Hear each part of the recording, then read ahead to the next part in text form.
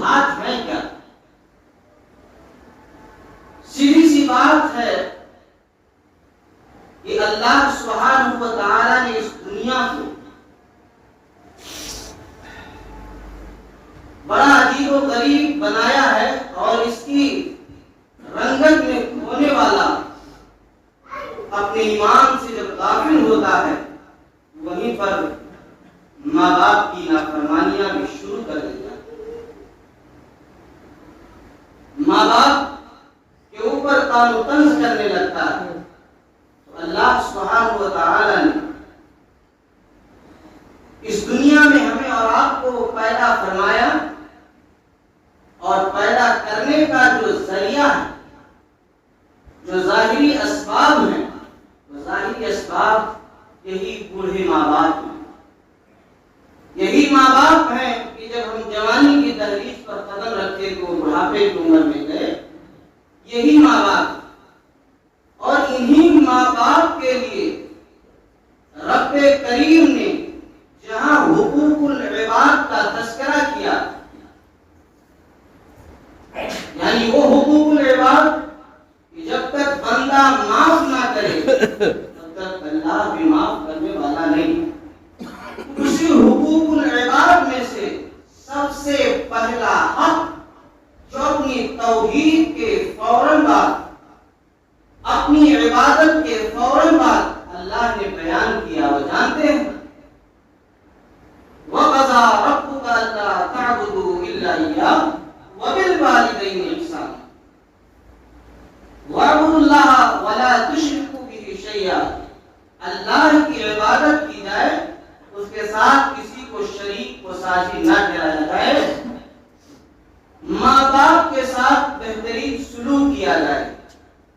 اب کتنا بہترین سلوک ہمارا اور آپ کا ہے، ہم اس پہ نہ جا کر کے ہم کتاب و سنت سے جو باتیں ہیں وہ آپ کے سامنے بیان کرنا چاہتا ہوں۔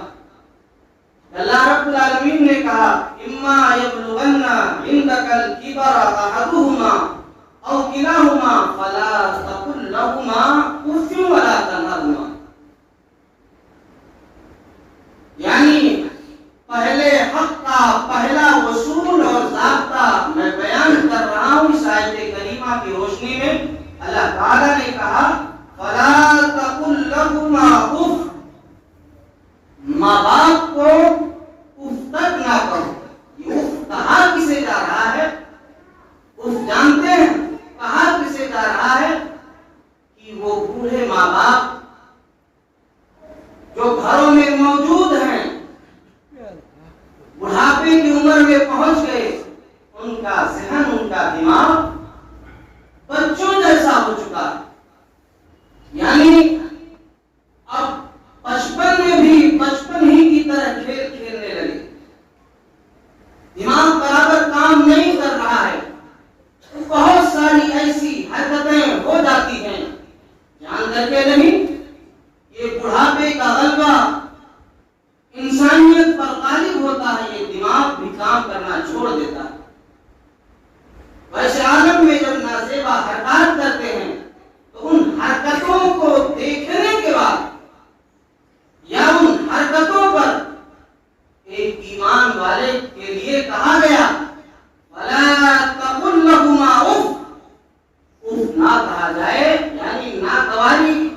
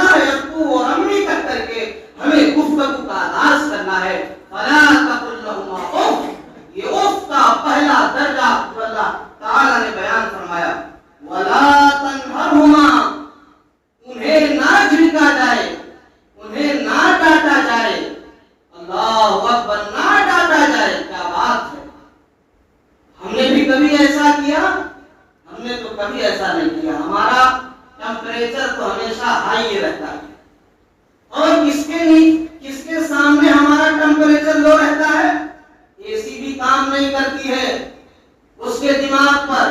بیگم کے سامنے بھیگی بلی، یہ عام بات ہے، جنرل بات ہے. جو عورتیں بازاروں میں پھرتی ہے، ان مسلمانوں کی بے حیا اور بے غیرت بن کر کے جان لو اس کے گھر کا پہچان یہ ہے کہ اس گھر کے مرد کا کنٹرول اس عورت پہ نہ ہو کر کے عورت کا کنٹرول اس کے مردوں پر چلتا ہے. سچائی ہے اس سماج کی، یہ حقیقت ہے اس سماج کا. جو بیان کیا جائے وہ نشان پر مسلح دکھا کر کے پھینک دیا جائے، لیکن ہم بات سننا گوارا کرو، اپنے غیرت ایمانی کو جگاؤ. ولا تنہرہما، انہیں نہ ڈانٹا جائے نہ چھڑکا جائے. قربان جائیے آئیے وہ سعادت مندی کا طریقہ اللہ سبحانہ و تعالی نے قرآن کریم میں انبیاء علیہ السلام کی بے شمار مثالیں ہیں. انہیں مثالوں میں سے ایک مثال سیدنا ابراہیم علیہ السلام کی ہے. کیا مثال ہے؟ ولا تنہرہما، نہ ڈانٹا جائے نہ چھڑکا جائے. حضرت ابراہیم علیہ السلام توحید پرست ہے، باپ بت پرست ہے.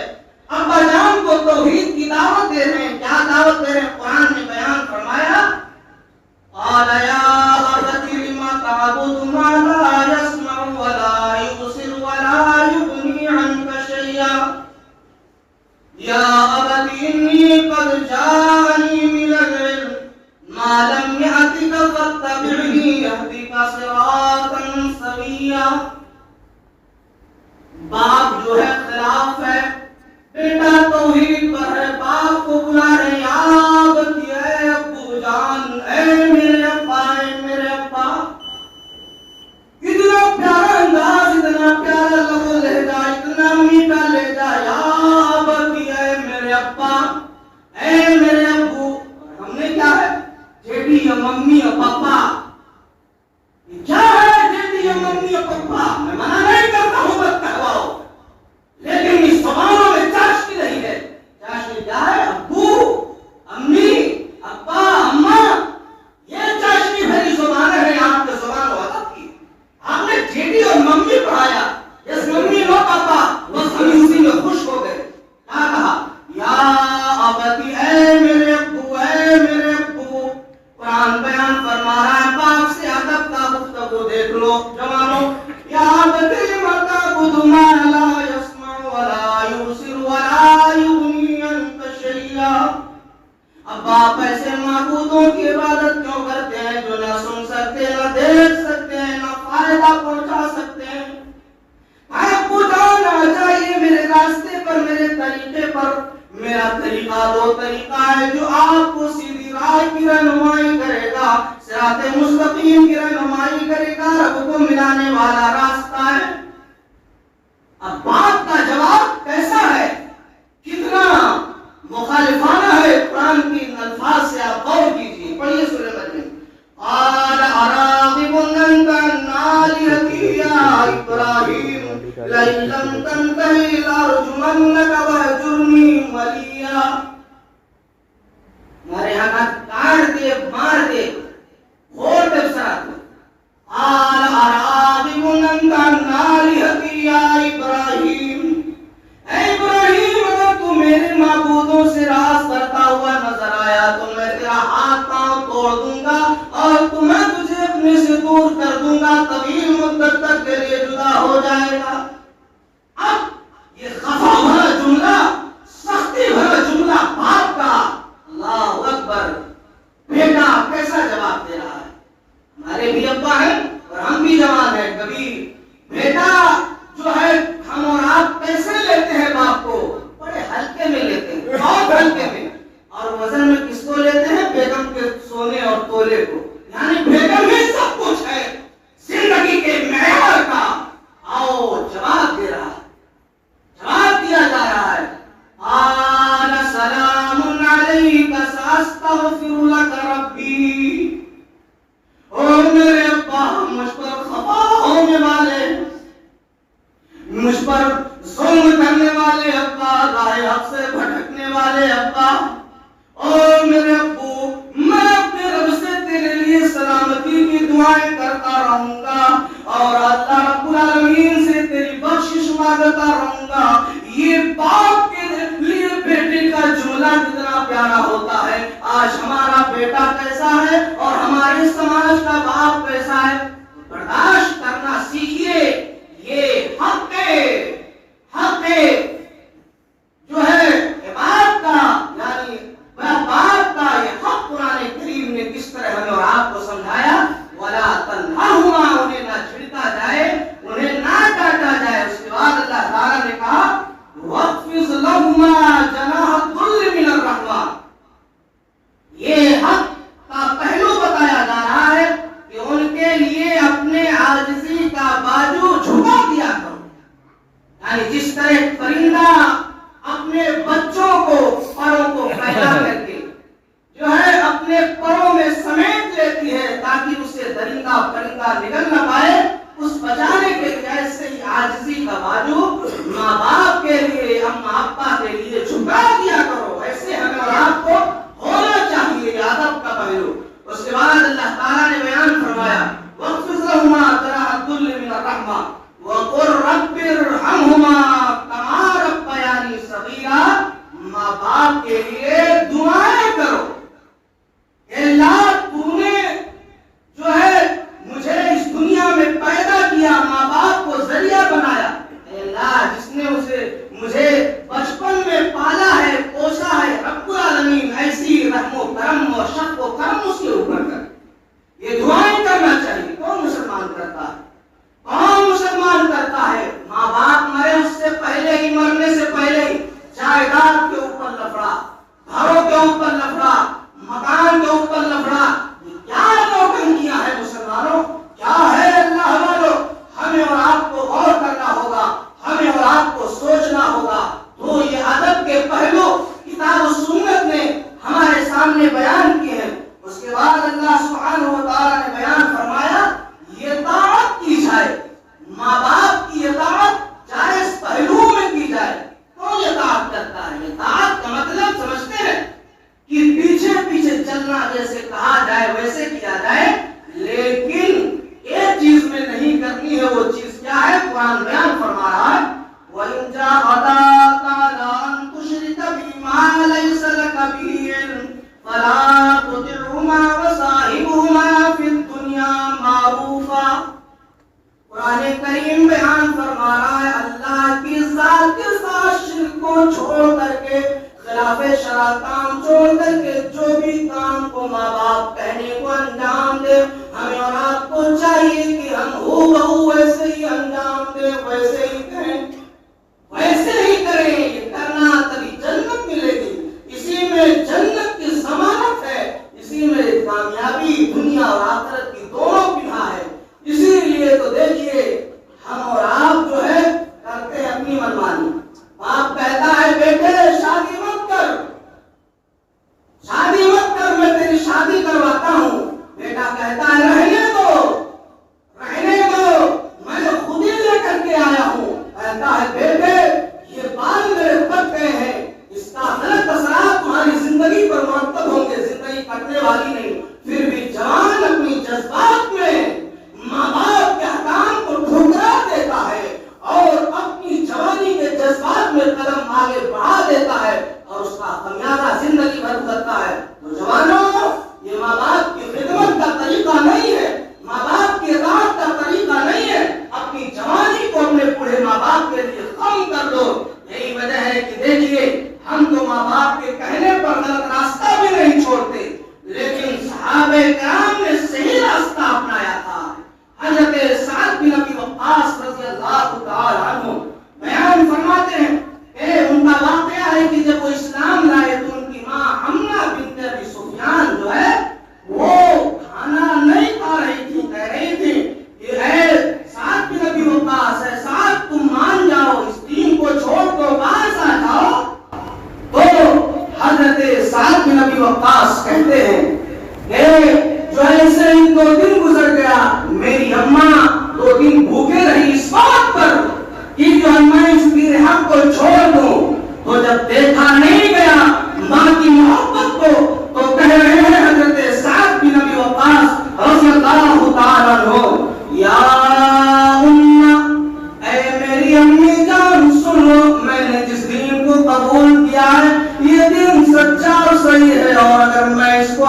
کروں گا اور میں تیری حرکتوں پر آنے والا نہیں. تم بھی آ جاؤ, تیری حرکتوں پہ میں آنے والا نہیں. امی, یہ امی غلط ہے. صحیح طریقہ یہی ہے کہ محمد رسول اللہ صلی اللہ علیہ وسلم کے اسوے کو اپنایا جائے. ایک جوان کو ایسا بننا چاہیے. اپنے باپ اگر بگڑے ہوئے ہیں تو انہیں ایسے سدھارنے کی کوششیں کرنی چاہیے. اس کے بعد یتیم کا جو پہلو آپ کے سامنے رکھا گیا, اور ماں باپ کی اطاعت تو اتنی بڑی ہے کہ نوافل سے بھی زیادہ مقدم, نوافل عبادتوں سے زیادہ ماں باپ کا حق.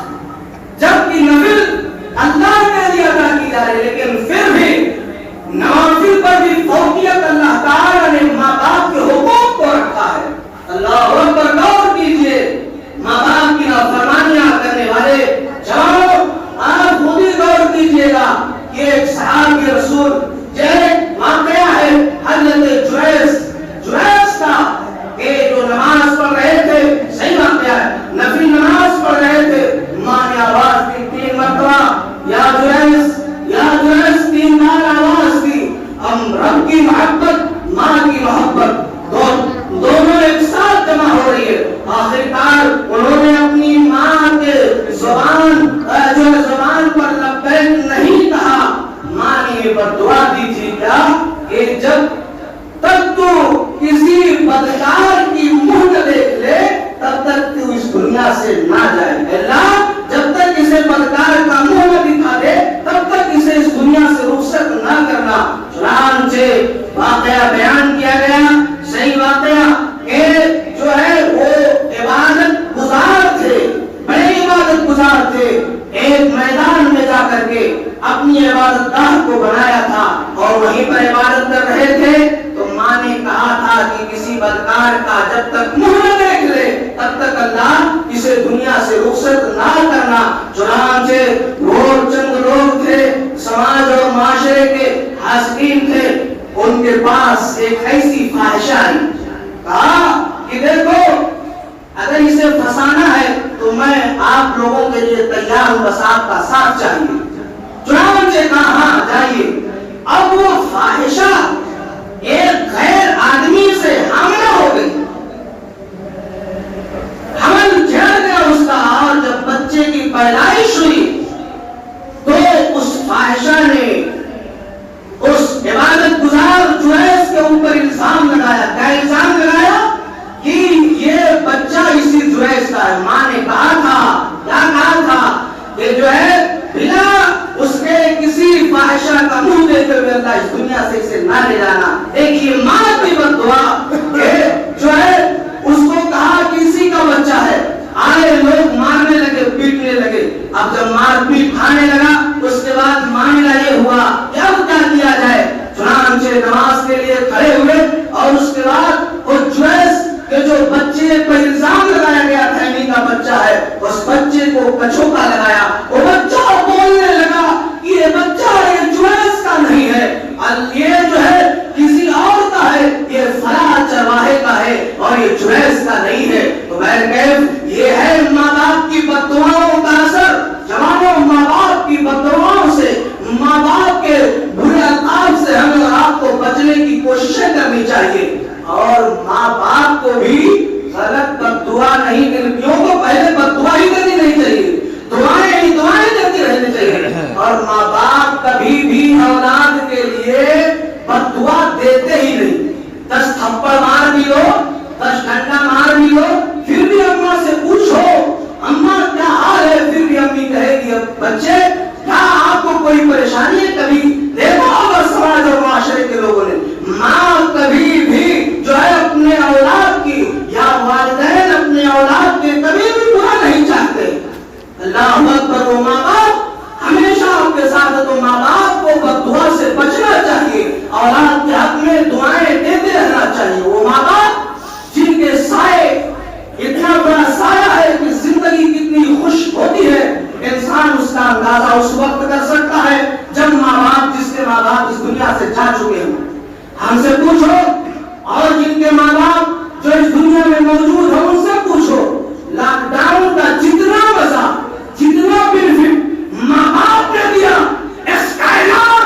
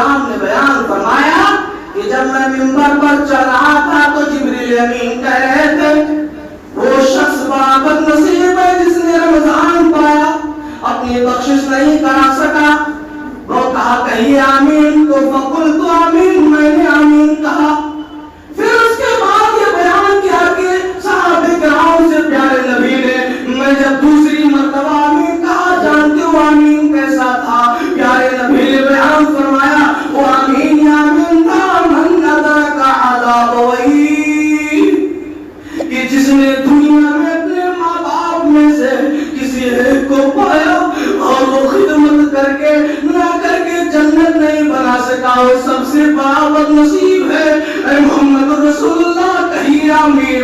میں نے کہا آمین. اب آپ غور کر لیجئے گا کہ جس کے نافرمانی پر فرشتے نے آمین کہا ہو, پیارے نبی نے آمین کہا, اس سے بڑا بدنصیب کون ہو سکتا ہے؟ کوئی نہیں ہو سکتا ہے. اس لیے جوانوں, ماں باپ کی خدمت کو پہچانو, ماں باپ کے مقام اور مرتبے کو سمجھو. اللہ اکبر. وہ ماں باپ جس کے حقوق کی تعلق سے بہت ساری باتیں بیان کی جائے کم ہے. ماں باپ میں سے سب سے بڑا مرتبہ ماں کا بتلایا گیا. صحابہ کرام نے پوچھا من احق الناس بحسن صحابتی, اے اللہ کے رسول میرے حسن صحبت کا سب سے زیادہ مستحق کون ہے؟ پیارے نبی صلی اللہ علیہ وسلم نے بیان فرمایا قال امک قال امک قال امک, تمہاری ماں ہے تمہاری ماں ہے تمہاری ماں ہے. پھر چوتھی مرتبہ کہا قال ابوک, تمہارا باپ ہے. اس کی ترجمانی قرآن کی آیت کریمہ کر رہی ہے وَوَصَّيْنَا الْإِنسَانَ بِوَالِدَيْهِ حَمَلَتْهُ أُمُّهُ وَهْنًا عَلَى وَهْنٍ وَفِصَالُهُ فِي عَامَيْنِ أَنِ اشْكُرْ لِي وَلِوَالِدَيْكَ وَأَمَّا. غور کیجیے گا اماں کہ جب پیٹ میں رکھی تھی آپ بھی باپ ہو, آپ بھی باپ بن چکے ہو. ذرا غور کر لینا ماں کا عشق اس پیٹ میں رکھنا کتنا مشکل ہے, کتنا مشکل ہے کہ اس ماں کو اگر حالت حمل میں مر جائے تو رب کریم نے کہا یہ شہید ہے, یہ عورت جنتی ہے, یہ عورت جنتی ہے. یہ 9 مہینہ پیٹ میں رکھنا بڑا مشکل عمل ہے. اللہ نے بیان فرمایا حملتہ امہ وہنا علی وہن, ماں نے پیٹ میں تکلیف در تکلیف, پریشانی در پریشانی اٹھا کر کے رکھا ہے. اللہ اکبر. اتنا ہی نہیں, جب ہم پیدا ہوئے تو اللہ رب العالمین کے حکم کے مطابق وَفِصَالُهُ فِي عَامَيْنِ, اماں نے 2 سال دودھ پلایا, اپنی خون کو پلایا دودھ کی شکل میں. اسی لیے شاعر نے ترجمانی کی ہے اس وقت میں تو ماں کے دودھ کی قیمت کو رو پڑا جب شہر میں ملا مجھے پانی خرید کر. اے جوانوں, تمہاری ماں کے دودھ کی اتنی قیمت بھی نہیں چکا سکتے اگر پوری زندگی صرف کر دو. اسی لیے ماں باپ کو غنیمت سمجھو, ماں باپ کی اطاعت کو اپنی زندگی میں لازم سے سمجھو. جنت ملے گی, جنت ملے گی. پیارے نبی نے بیان فرمایا, تو بات بیان کر کے بات کو ختم کرتا ہوں. پیارے نبی نے بیان فرمایا الوالد اوسط ابواب الجنہ فإن شئت فاضع. پیارے نبی نے بیان فرمایا کہ باپ جنت کا مرکزی دروازہ ہے. باپ جنت کا مرکزی دروازہ ہے, اور تو چاہے تو اسے اپنا لے اور چاہے تو اسے ضائع کر دے. اب جوانوں, فیصلہ ہمارے حوالے ہے کہ ہم چاہیں تو اپنا لیں, چاہے تو ضائع اور برباد کر دیں. ماں کو اور باپ کو مولوی صاحب مت سمجھو. میں اتنا بیان کر رہا ہوں کہ ایک دن تو رہا, ایک دن تو رہا, ایک دن تو رہا, یہ مولوی صاحب مت سمجھو, بھائی صاحب مت سمجھو. اپنے ماں باپ کے مقام کو پہچانو, انہیں اپنے کلیجے سے لگاؤ جیسے بچپن میں انہوں نے لگا کے رکھا تھا. ساری پریشانیاں اور تکلیفیں تمہیں اٹھا کر کے رکھی تھی. آئیے اس کے بعد باپ جنت کا دروازہ ہے تو اماں بھی اس سے کم نہیں ہے. کیا ہے اللہ کے رسول صلی اللہ علیہ وسلم نے بیان فرمایا الجنت تحت رجلیہا. پیارے نبی نے بیان فرمایا کہ جنت ماں کے قدموں تلے ہے, ماں کے قدموں تلے. کیا سمجھے ماں کے قدموں تلے؟ یعنی ماں کے سارے احکام کو مانا جائے, عمل کیا جائے. اور چاہتے ہو زندگی میں برکت ملے, چاہتے ہو کمائی میں برکت ہو, عمر بڑھے تو جانتے ہو ایک فارمولہ اپناؤ, ماں کی دعائیں لو, ماں باپ کی خدمت کرو. ارے تنہا جو ہے کمائی میں برکت ہوگی, عمر میں زیادتی ہوگی, میں نہیں بلکہ محمد رسول اللہ صلی اللہ علیہ وسلم نے بیان فرمایا. ایک آخری بات, بے شمار باتیں ہیں. اگر چاہتے ہو دعائیں قبول ہو, اگر چاہتے ہو دعائیں قبول ہو تو کیا کرو, ماں باپ کی خدمت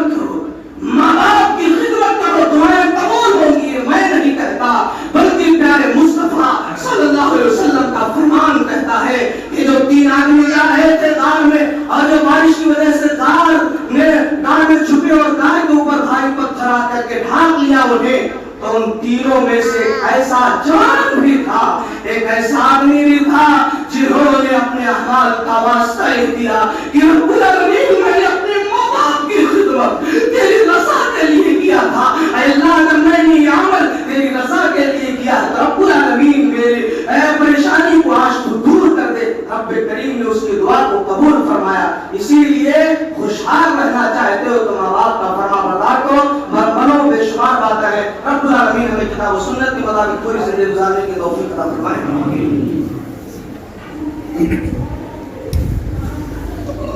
الحمد للہ نحمدہ ونستعینہ